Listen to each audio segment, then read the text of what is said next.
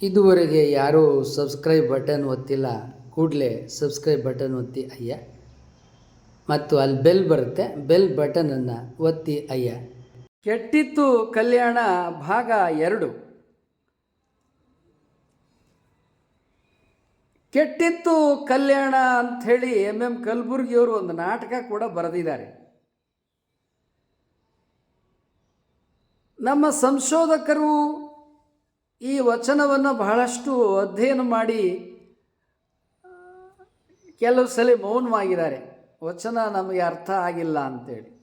ಈಗಾಗಲೇ ಈ ವಚನವನ್ನು ನಾವು ಒಂದು ವಿಡಿಯೋದಲ್ಲಿ ಬಿಡಿಸಿದ್ದೇವೆ, ಭಾಗ 1ರಲ್ಲಿ. ಕೆಟ್ಟಿತ್ತು ಕಲ್ಯಾಣ ಹಾಳಾಯಿತು ನೋಡ. ಕಲ್ಯಾಣ ಕೆಟ್ಟೋದದ್ದು 3 ಸಲ. 3 ಸಲ ಯುದ್ಧ ನಡೆದರೆ ಕಲ್ಯಾಣ ನಗರದಲ್ಲಿ ಆ ನಗರ ಏನಾಗಿರಬೇಡ, ಏನೇನು ಘೋರ ಪರಿಣಾಮಗಳು ಕಲ್ಯಾಣ ನಗರದಲ್ಲಿ ಉಂಟಾಗಿರಬೇಡ. ಹೀಗಾಗಿ ಕಲ್ಯಾಣ ನಗರ ಬದುಕಲಿಕ್ಕೆ ಯೋಗ್ಯವಾದ ಊರಾಗಿ ಉಳಿದಿಲ್ಲ. ಈ ಯುದ್ಧ ನಡೀತಕ್ಕಂಥ ಕಾಲದಲ್ಲಿ ಬಸವಣ್ಣನವರು ಕಲ್ಯಾಣದಲ್ಲಿಯೇ ಇದ್ದರು. ಬಸವಣ್ಣನವರ ಮಾವಂದಿರಾದಂಥ ಸಿದ್ದರಸ ಭಂಡಾರಿ ಕಲ್ಯಾಣ ಸಾಮ್ರಾಜ್ಯದ ಭಂಡಾರಿ ಆಗಿದ್ದರೂ ಕೂಡ, ಮತ್ತು ಇನ್ನೊಬ್ಬ ಬಸವಣ್ಣನವರ ಮಾವ ಬಲದೇವ ದಂಡನಾಯಕ ತಾನು ಅಲ್ಲಿ ಮಹಾರಾಜನಾಗಿದ್ದರೂ ಕೂಡ, ಈಗ ಅವರು ತಾವು ಯುದ್ಧದ ಕಾಲಕ್ಕೆ ಅಲ್ಲೇ ತಮ್ಮ ಎಲ್ಲಿ ಕ್ಷೇಮವಾದ ಸ್ಥಳ ಇದೆ ಅಲ್ಲಿ ಇದ್ದಾರೆ. ಆ ಯುದ್ಧದ ಘಟನೆಗಳೆಲ್ಲವನ್ನೂ ಕೂಡ ಅವರು ಅವಲೋಕನ ಮಾಡ್ತಾ ಇದ್ದಾರೆ. ಸ್ವತಃ ಬಸವಣ್ಣನವರು ಕೂಡ ಯುದ್ಧಗಳನ್ನು ಪ್ರತಿದಿನ ವೀಕ್ಷಣೆ ಮಾಡ್ತಾ ಇದ್ದಾರೆ. ಈ ವಿಚಾರ ನಮಗೆ ಅವರ ವಚನಗಳ ಮೂಲಕ ನಮಗೆ ತಿಳಿತದೆ. ಎಷ್ಟು ಮಹತ್ವದ ವಿಚಾರಗಳು ಅಲ್ಲಿ ನಮಗೆ ಸಿಗುತ್ತದೆ ಎಂಬುದಾಗಿ ಹೇಳಿದರೆ, ಬಹಳ ಮುಖ್ಯವಾದ ವಿಚಾರ, ಮಹಾಭಾರತ ಯುದ್ಧ ನಡೆದಂಥ ಕಾಲದಲ್ಲಿ ಸಂಜಯ ಧೃತರಾಷ್ಟ್ರನಿಗೆ ಆ ಯುದ್ಧದ ಘಟನೆಗಳೆಲ್ಲವನ್ನೂ ಕೂಡ ಯುದ್ಧ ನಡೀತಾ ಇದ್ದಾಗಲೇ ವಿವರಿಸ್ತಾ ಇದ್ದ ಅಂಥೇಳಿ ಆ ಚಿತ್ರಣವನ್ನು ಮಹಾಭಾರತದ ಸಂದರ್ಭದಲ್ಲಿ ನಾವು ಓದ್ತೇವೆ. ಪ್ರತಿ ಕ್ಷಣ ಏನು ಯುದ್ಧ ನಡೀತದ ಅದನ್ನು ಸ್ವತಃ ಧೃತರಾಷ್ಟ್ರ ಕುರುಡ ಮತ್ತು ಅವನ ಮಡದಿ ಗಾಂಧಾರಿ ಅವರಿಬ್ಬರೂ ಕೂಡ ಯುದ್ಧವನ್ನು ನಿಂತು ಕುಳಿತು ನೋಡ್ತಾ ಇದ್ದರು. ಆ ಎಲ್ಲ ಪ್ರತ್ಯಕ್ಷ ವರದಿಯನ್ನು ಅವನ ಮಗ ಸಂಜಯ ಧೃತರಾಷ್ಟ್ರನಿಗೆ ವರದಿ ಕೊಡ್ತಾ ಇದ್ದ ಅಂತ ಮಹಾಭಾರತದಲ್ಲಿ ಬರ್ತದೆ. ಅಂದರೆ ಯುದ್ಧ ನಡೀತಾ ಇದ್ದಂಥ ಕಾಲದೊಳಗೆ ಅನೇಕರು ಆ ಯುದ್ಧ ವೀಕ್ಷಣೆಯನ್ನು ಕೂಡ ಮಾಡ್ತಕ್ಕಂಥವ್ರಿದ್ದರು, ಅದಕ್ಕೆ ವ್ಯವಸ್ಥೆಯೂ ಇತ್ತು ಅಂತೇಳಿ ನಮಗೆ ಇದರಿಂದ ಗೊತ್ತಾಗತ್ತೆ. ಕಲ್ಯಾಣದಲ್ಲಿ ಯುದ್ಧ ನಡೀತಾ ಇದ್ದರೆ ಆ ಯುದ್ಧವನ್ನು ಕೂಡ ನೋಡ್ತಕ್ಕಂಥ ವ್ಯವಸ್ಥೆ ಕಲ್ಯಾಣದಲ್ಲಿ ಕೂಡ ಇತ್ತು. ಎಲ್ಲ ಈಗ ಹೇಗೆ ಕ್ರಿಕೆಟ್ ಆಟ ಆಡ್ತಾ ಇದ್ದರೆ ಕ್ರಿಕೆಟನ್ನು ನೋಡೋದಿರ್ತದೆ, ಕುಸ್ತಿ ನಡೀತಾ ಇದ್ದರೆ ಕುಸ್ತಿಯನ್ನು ನೋಡೋದಿರ್ತದೆ. ಹೀಗೆ ಯಾವುದೇ ಪಂದ್ಯಾವಳಿಗಳಿರಲಿ, ಆ ಪಂದ್ಯಗಳು ನಡೀತಾ ಇದ್ದರೆ ಅದನ್ನು ನೋಡ್ತಕ್ಕಂಥ ಒಂದು ವ್ಯವಸ್ಥೆ ಕೂಡ ಇರ್ತದೆ. ಹಾಗೆ ಯುದ್ಧ ನಡೀತಾ ಇದ್ದಂಥ ಕಾಲದೊಳಗೆ ಆ ಯುದ್ಧವನ್ನು ನೋಡ್ತಕ್ಕಂಥ ಒಂದು ಅವಕಾಶ ಕೂಡ ಅಲ್ಲಿನ ಪ್ರಜೆಗಳಿಗಿತ್ತು. ಯುದ್ಧದಲ್ಲಿ ಯಾರು ಗೆಲ್ತಾರೆ, ಯಾರು ಸೋಲ್ತಾರೆ ಅನ್ನೋದೆಲ್ಲವನ್ನು ಕೂಡ ಆ ಕಾಲದ ಜನ ಗಮನಿಸ್ತಾ ಇದ್ದರು. ಸೊ ಹಾಗೆ ಬಸವಣ್ಣನವರ ಮಾವಂದಿರಾದಂಥ ಬಲದೇವ ದಂಡನಾಯಕ ಮತ್ತು ಸಿದ್ದರಸ ಭಂಡಾರಿ ಮತ್ತು ಬಸವಣ್ಣನವರ ಮಡದಿಯರಾದಂಥ ನೀಲಾಂಬಿಕೆ ಗಂಗಾಂಬಿಕೆಯರು ಕೂಡ, ಇಂಥ ಅನೇಕ ಪ್ರಜೆಗಳು ಕೂಡ ಆ ಯುದ್ಧಗಳನ್ನು ಪ್ರತ್ಯಕ್ಷ ಸಾಕ್ಷಿಯಾಗಿ ಪ್ರತಿಯೊಂದು ಯುದ್ಧವನ್ನು ಕೂಡ ನೋಡ್ತಾ ಇದ್ದರು. ಅವರು ಸುರಕ್ಷಿತವಾಗಿದ್ದರು ಅಂತೇಳಿ ಕೂಡ ನಾವು ಇಲ್ಲಿ ತಿಳಿಬಹುದಾಗಿದೆ. ಯಾಕೆಂತೇಳಿದ್ರೆ ಯುದ್ಧದ ಸಂದರ್ಭದಲ್ಲಿ ಪ್ರಜೆಗಳಿಗೆ ಏನು ಮಾಡಬಾರದು ಅನ್ನತಕ್ಕಂಥ ಒಂದು ನಿಯಮ ಕೂಡ ಇರ್ತದೆ. ಹೀಗಾಗಿ ಪ್ರಜೆಗಳು ಕ್ಷೇಮವಾಗಿ ಇದ್ದು ಆ ಯುದ್ಧ ವೀಕ್ಷಣೆಯನ್ನು ಮಾಡ್ತಾ ಇದ್ರು. ಕೆಟ್ಟಿತ್ತು ಕಲ್ಯಾಣ ಹಾಳಾಯಿತು ನೋಡ ಅಂತ ಅಂದರೆ, ಯುದ್ಧ ನಡೆದಂಥ ಕಾಲದೊಳಗೆ ಅವ್ರ ಗಮನ ಎಲ್ಲ ಯಾವ ಕಡೆಗೆ ಇರ್ತದೆ? ರಾಜ್ಯದ ಬೊಕ್ಕಸದ ಕಡೆಗೆ ಇರ್ತದೆ, ಮತ್ತು ಅಲ್ಲಿ ಏನೇನು ಸಂಪತ್ತಿರ್ತದೆ ಅದನ್ನು ಸೂರೆ ಹೊಡೆಯುವ ಕಡೆಗೆ ಇರ್ತದೆ. ಆದರೆ ಅದನ್ನೆಲ್ಲ ಸುರಕ್ಷಿತವಾಗಿ ನೋಡ್ಕೊಳ್ತಕ್ಕಂಥ ಸೈನ್ಯ ಕೂಡ ಇರ್ತದೆ. ಯಾರು ಗೆದ್ದವ್ರು ಇರ್ತಾರೆ ಅವರಷ್ಟೇ ಅದನ್ನು ವಶ ಮಾಡ್ಕೊಳ್ತಾರೆ ಹೊರತು ಉಳಿದ ಪ್ರಜೆಗಳಿಗಾಗಲಿ ಬೇರೆಯವ್ರಿಗಾಗಲಿ ಲೂಟಿ ಆಗಲಿಕ್ಕೆ ಅವಕಾಶ ಇರೋದಿಲ್ಲ. ಸಂಪತ್ತು ಸುರಕ್ಷಿತವಾಗಿರ್ತದೆ, ಅದನ್ನು ನೋಡ್ಕೊಳ್ಳೋಕೆ ಒಂದು ಸೈನ್ಯನೇ ಇರ್ತದೆ. ಆದರೆ ಯುದ್ಧದಲ್ಲಿ ಯಾರು ಗೆಲ್ತಾನೆ ಅವರು ಅದನ್ನು ವಶ ಮಾಡಿಕೊಳ್ತಾರೆ. ಹೀಗಾಗಿ ಕೆಟ್ಟಿತ್ತು ಕಲ್ಯಾಣ ಹಾಳಾಯಿತು ನೋಡ ಎಂಬುದಾಗಿ ಹೇಳಿದರೆ, ಯುದ್ಧದ ಘೋರ ಸಂದರ್ಭದೊಳಗೆ ಚಾಳುಕ್ಯರಾಯನ ಆಳ್ವಿಕೆ ತೆಗೆಯಿತ್ತು, ಸಂದಿತ್ತು ಕೂಡಲ ಸಂಗಮದೇವ ನಿಮ್ಮ ಕವಳಿಗೆಗೆ. ಅಂದರೆ ಚಾಲುಕ್ಯರ ಅರಸೊತ್ತಿಗೆ ಮುಕ್ತಾಯ ಆಯಿತು. ಈಗಾಗಲೇ ಅದನ್ನು ಮೊದಲನೇ ಸಲ ಪ್ರಸ್ತಾಪ ಮಾಡಿದ್ದೇನೆ. ಅವನು 4ನೇ ಸೋಮೇಶ್ವರ, ಅವನು ಓಡಿ ಹೋದ ಬನವಾಸಿಯ ಕಡೆಗೆ. ಸಂದಿತ್ತು ಕೂಡಲ ಸಂಗಮದೇವ ನಿಮ್ಮ ಕವಳಿಗೆಗೆ.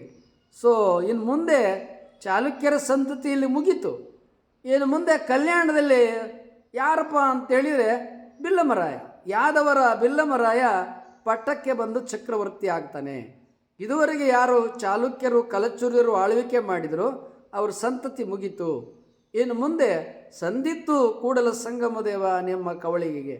ಈ ವಚನದಲ್ಲಿ ಕೆಟ್ಟಿತ್ತು ಕಲ್ಯಾಣ, ಹಾಳಾಯಿತ್ತು ನೋಡ, ಸಂದಿತ್ತು ಕೂಡಲ ಸಂಗಮದೇವ ನಿಮ್ಮ ಕವಳಿಗೆಗೆ, ಈ ಎಲ್ಲ ವಾಕ್ಯದೊಳಗೆ ಕೆಟ್ಟಿತ್ತು, ಹಾಳಾಯಿತ್ತು, ಸಂದಿತ್ತು, ಈ ವಾಕ್ಯದೊಳಗೆ ಪ್ರತ್ಯಕ್ಷವಾಗಿ ಬಸವಣ್ಣನವರು ಕಲ್ಯಾಣದಲ್ಲಿದ್ದು ನೋಡಿದ್ದಾರೆ ಎನ್ನುವುದನ್ನು ಈ ವಾಕ್ಯ ಹೇಳ್ತಾ ಇದೆ. ಕೆಟ್ಟಿತ್ತು, ಹಾಳಾಯಿತ್ತು, ಸಂದಿತ್ತು, ಕೂಡಲ ಸಂಗಮದೇವ ನಿಮ್ಮ ಕವಳಿಗೆ, ಇದೆಲ್ಲವನ್ನು ಅವರಲ್ಲಿದ್ದು ಕಲ್ಯಾಣ ಹಾಳಾದದ್ದನ್ನು ಅಲ್ಲಿದ್ದು ನೋಡಿದ್ದಾರೆ. ಸೊ ಈ ವಚನದ ಪ್ರಕಾರ ಬಸವಣ್ಣನವರು 3 ಯುದ್ಧಗಳನ್ನು ಕಲ್ಯಾಣದಲ್ಲಿದ್ದೇ ನೋಡಿದ್ದಾರೆ. ಯಾವ ಬಸವಣ್ಣನವರು ಕಪ್ಪಡಿ ಸಂಗಮದಿಂದ ತಮ್ಮ 28 ಅಥವಾ 32ನೇ ವಯಸ್ಸಿಗೆ ನಿರ್ಗಮಿಸಿದರು, ಮತ್ತೆ ಅವರು ಕೂಡಲ ಸಂಗಮಕ್ಕೆ, ಕಪ್ಪಡಿ ಸಂಗಮಕ್ಕೆ ಬರಲಿಲ್ಲ, ಬರುವ ಪ್ರಮೇಯ ಇಲ್ಲ. ಯಾಕೆ? 2 ಸಂಗತಿಗಳನ್ನು ನಿಮ್ಮ ಮುಂದೆ ಇಡ್ತೇನೆ. ಬಸವಣ್ಣನವರು ಕಲ್ಯಾಣದಲ್ಲಿಯೇ ಕೊನೆಯವರೆಗೂ ಇದ್ದರು, ತಮ್ಮ ಕೊನೆ ಜೀವನವನ್ನು ಅವರು ಕಲ್ಯಾಣದಲ್ಲಿಯೇ ಕಳೆದರು, ಕಪ್ಪಡಿ ಸಂಗಮಕ್ಕೆ ಬರಲಿಲ್ಲ. ಯಾಕೆ ಹೆಂಗೆ ಹೇಳ್ತೀರಿ ಸ್ವಾಮೀಜಿ? ಈಗ ಬಸವಣ್ಣನವರು ಕಪ್ಪಡಿ ಸಂಗಮಕ್ಕೆ ಬಂದಾಗ ಒಬ್ಬರೇ ಇದ್ದರು, ಮತ್ತು ಅಲ್ಲಿ ಊಟಕ್ಕೆ ಕಷ್ಟ ಇತ್ತು. ಕಪ್ಪಡಿ ಸಂಗಮ ಇದೆಯಲ್ಲ, ಮಳೆಗಾಲದಲ್ಲಿ ಪ್ರವಾಹ, ಬೇಸಿಗೆಗಾಲದಲ್ಲಿ ಬರಗಾಲ, ಅಲ್ಲಿ ಊಟಕ್ಕೆ ವ್ಯವಸ್ಥೆನೇ ಇಲ್ಲ. ಮತ್ತು ದೇವಾಲಯ ಬಿಟ್ಟರೆ ಅಕ್ಕಪಕ್ಕ ಪೂಜಾರಿರು ಸಹಿತ ಯಾರೂ ಇಲ್ಲ. ಸ್ಥಾನಪತಿಗಳು ದೇವಾಲಯವನ್ನು ನೋಡ್ಕೊಳ್ತಕ್ಕಂಥವ್ರು ಯಾರು ಇರ್ತಾರೆ ಅವ್ರು ಬಿಟ್ಟರೆ ಬೇರೆ ಯಾರೂ ಇಲ್ಲ. ಅವ್ರಿಗೆ ಆದಾಯ ಮೂಲಗಳೂ ಇಲ್ಲ.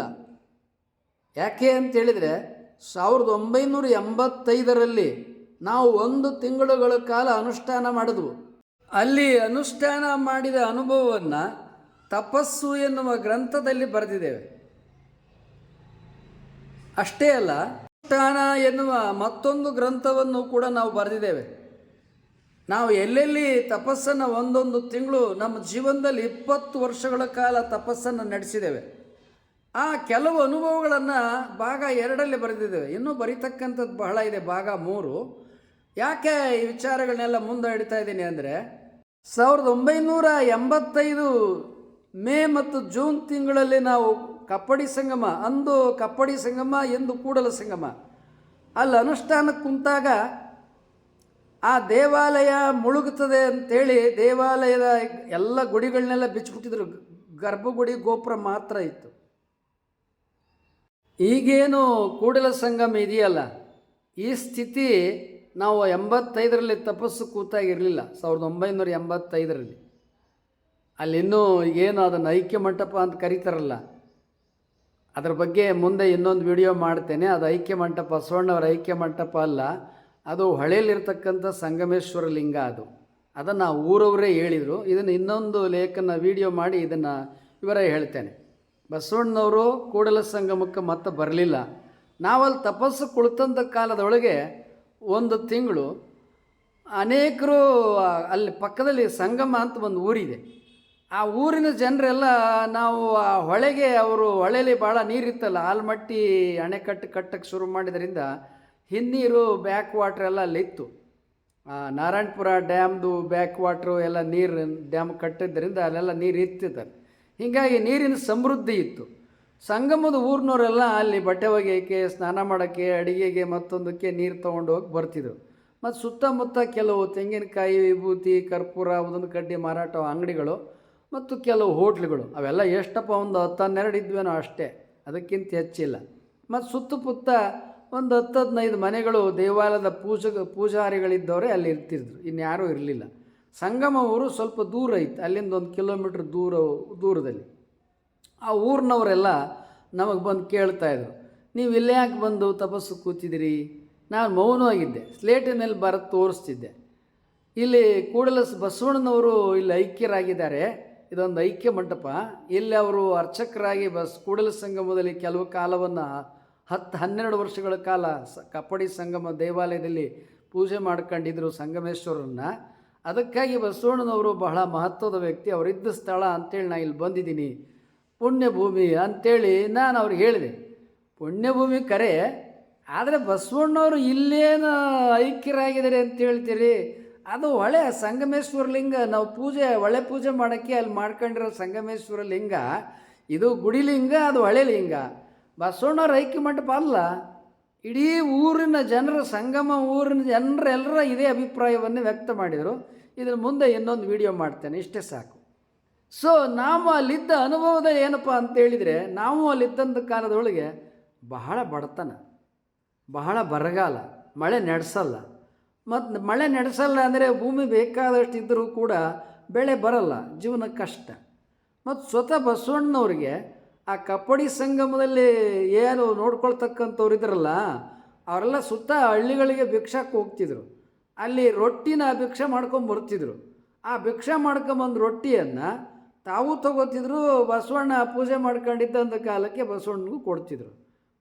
ಕೆಲವು ಕಾಲ ಬಸವಣ್ಣ ಕೂಡ ಆ ಸಂಗಮ ಊರಿತ್ತಲ್ಲ, ಅಲ್ಲಿ ಭಿಕ್ಷಕ್ಕೆ ಅವರು ಹೋಗಿದ್ದಿರ್ಬೋದು, ಯಾಕೆಂದರೆ ಜೀವನ ಮಾಡಬೇಕಲ್ಲ. ಅಲ್ಲಿ ಭಿಕ್ಷಕ್ಕೆ ಹೋದಂಥ ಕಾಲಕ್ಕೆ ಅಲ್ಲಿ ಜನ ಕೊಟ್ಟು ರೊಟ್ಟಿಯನ್ನು ತಂದು ಊಟ ಮಾಡ್ತಾಯಿದ್ರು. ಹೀಗೆ ಬಸವಣ್ಣನವ್ರು ಜೀವನ ಕಳೀತಾಯಿದ್ರು. ಅಷ್ಟು ಬಿಟ್ಟರೆ ಅಲ್ಲಿ ಇರಲಿಕ್ಕೆ ದೇವಾಲಯದಲ್ಲೇ ವಸತಿ ಮಾಡ್ತಿದ್ರು ಬಸವಣ್ಣ.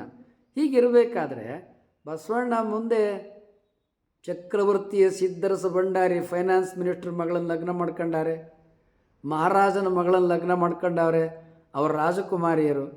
ಮತ್ತು ಬಸವಣ್ಣ ಬರೀ ಕರಂಡ್ರಿಕರಾಗಿದ್ದಾರೆ, ಇವರಲ್ಲಿ ಗುಣವಂತರಾಗಿರೋದ್ರಿಂದ ಅವ್ರು ಕೊಟ್ಟು ಲಗ್ನ ಮಾಡ್ಕೊಂಡವ್ರೆ. ಯುದ್ಧ ಮತ್ತೊಂದು ಬೇಡ ನಮ್ಮ ಮಗಳಿಗೆ ಅಂತೇಳಿ.